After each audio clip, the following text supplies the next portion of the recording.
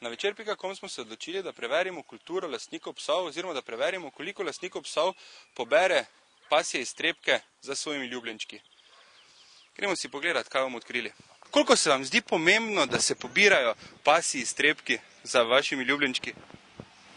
Ja, seveda, mi to pobiramo. Pobiramo, ja. Za Bibo tudi? Tudi, ja.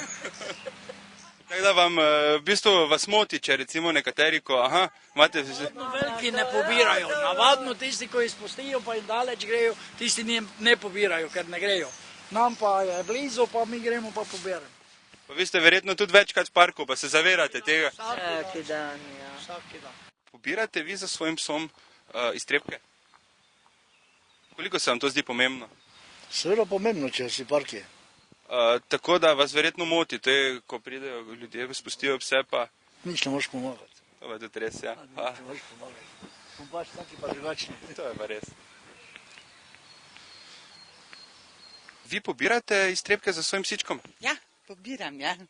Pa vas moti, verjetno, ko ljudje se tega ne držijo. Ja, moti me, ja. Tako da, kak je pa tebi ime? Kak mu je ime? Timi.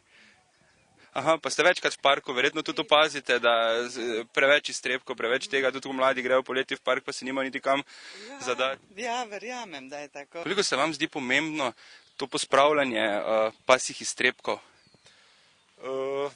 Se mi zdi kar fair od vsakega lastnika, da pospravi za svojim psom, no. Sem ravno kar prej pobral eno vrečko pa dal v koš, kar se je pač podelala, ne. Tako da vi tudi za svojim pobirate? Ja, definitivno. Kaj smo ugotovili? Ugotovili smo, da je večina lastnikov psov, ki se sprehajajo po parku, zelo kultiviranih. Večji problem je s tistimi muhami enodnevnicami, ki pridejo enkrat ali dvakrat na teden svoje hišne ljubljenčke spustiti v park. Tisti ne skrbijo toliko za njih, ampak ugotovili smo še eno zadevo.